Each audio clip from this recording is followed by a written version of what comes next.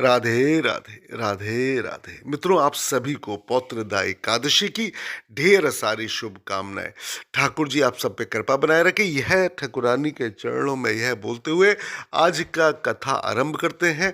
तो महाराज युधिष्ठिर ने पूछा, हे प्रभु, हे नारायण, हे भगवान, हे अन्नदाता, हे स्वामी, आपने सफला एकादशी का महात्म्य बताकर बड़ी कृपा की थी।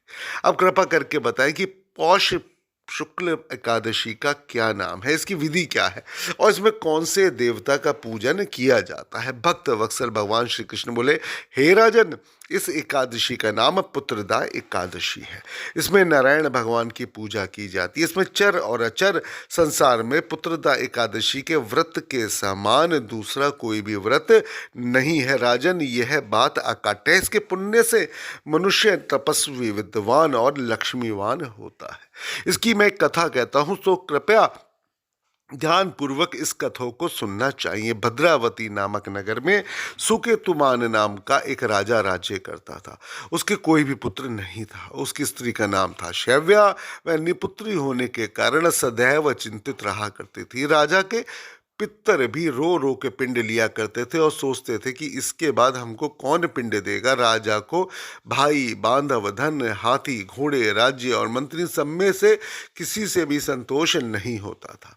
जो सदैव यही विचार करता था कि मेरे मृत्यु के पश्चात मुझको कौन पिंडदान करेगा। बिना पुत्र के पितरों और देवताओं का ऋण मैं कैसे चुका सकूंगा। हे ठाकुर, हे कान्हा, मैं क्या करूं समझ में नहीं आ रहा, क्योंकि जिस घर में पुत्र ना हो उस घर में सदैव अंधेरा ही रहता है। इसलिए पुत्र उत्पत्ति के लिए प्रयत्न करना चाहिए। जिस मनुष्य ने पुत्र का मुख देखा है वह धन्य है। उसको इस लोक में यश और परलोक में शांति प्राप्त होती है, अर्थात उनके दोनों लोक सुधर जाते हैं। पूर्व जन्म के कर्म से ही इस जन्म में पुत्र, धन आदि प्राप्त होते हैं। राजा इसी प्रकार दिन रात चिंता में लगा रहता था। एक समय तो राजा ने अपने शरीर को त्याग देने का निश्चय किया, परंतु आत्मघात को महान पाप समझकर उसने ऐसा नहीं किया। एक दिन राजा ऐसा ही विचार करता हुआ अपने आप में मगन ठाकुर जी का ध्यान करता हुआ अपने घोड़े पर चढ़कर वन को चल दिया तथा पक्षियों और वृक्षों को देखने लगा। उसने देखा कि वन में मृग, व्याघ्र, सुअर, सिंह, बंदर, सर्प आदि सब भ्रमण कर रहे हैं। हाथी अपने बच्चों को हथनियों के बीच में घूम रहा है। इन वन में कहीं तो गीदड़ अपने कर्कश स्वर में बोल रहे हैं, तो कहीं उल्लू ध्वनि कर रहे हैं। वन के दृश्यों को देखकर राजा सोच विचार में लग गया। इस प्रकार आधा दिन व्यतीत हो गया हो। वह सोचने लगा कि मैंने कई यज्ञ किए, ब्राह्मणों को स्वतिष्ठ भोजन से तृप्त किया, फिर भी मुझको ऐसा दुख प्राप्त हुआ, आखिर क्यों। राजा प्यास के मारे अत्यंत दुखित हो गया। पानी की तलाश में इधर उधर फिरने लगा। थोड़ी दूरी पर राजा ने एक सरोवर देखा। उस सरोवर में कमल खिले थे तथा सारस, हंस, मगरमच्छ आदि विहार कर रहे थे। राजा उस सरोवर को देख ही रहा था कि उस सरोवर के चारों तरफ उसको मुनियों के आश्रम बने हुए नजर आए। उसी समय राजा के दाहिने अंग फड़कने लगे। राजा शुभ शकुन समझकर घोड़े से उतरकर मुनियों को दंडवत प्रणाम करके बैठ गया। राजा को देखकर मुनियों ने कहा, हे राजन, हम तुमसे अत्यंत प्रसन्न हैं। तुम्हारी क्या इच्छा है सो कहो। राजा ने कहा, महाराज, आप कौन है और किस लिए यहाँ आए हैं, कृपा करके हमें बताइए। मुनि कहने लगा कि हे राजन, आज संतान देने वाले पुत्रदा एकादशी का व्रत है। आज हम लोग विश्वदेव हैं और इस सरोवर में स्नान करने के लिए आए हैं। यह सुनकर राजा कहने लगे कि हे महाराज, मेरे भी कोई संतान नहीं है।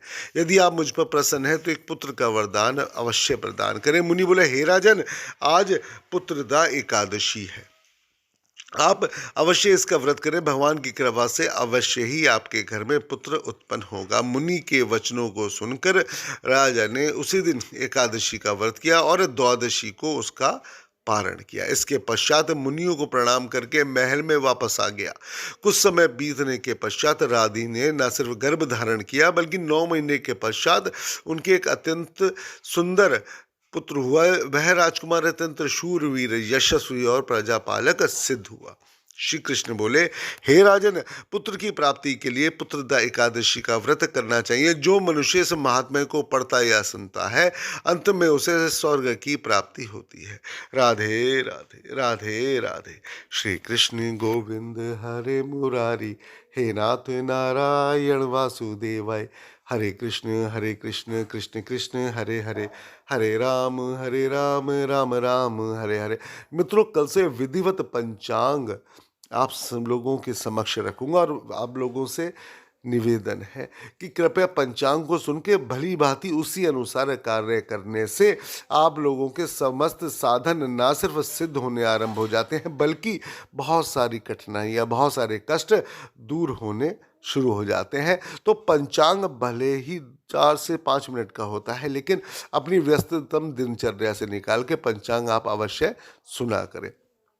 मेरा प्रयास रहता है कि प्रतिदिन पंचांग डालूं, लेकिन शायद ठाकुर जी की अभी तक इच्छा थी कि पंचांग चाहकर भी डाल नहीं पाता था। प्रयास बहुत रहता था, लेकिन अब से पंचांग ठाकुर जी ठाकुरानी के आदेशानुसार, महादेव के अनुसार, महादेवी के अनुसार आरंभ करूंगा। राधे राधे, राधे राधे।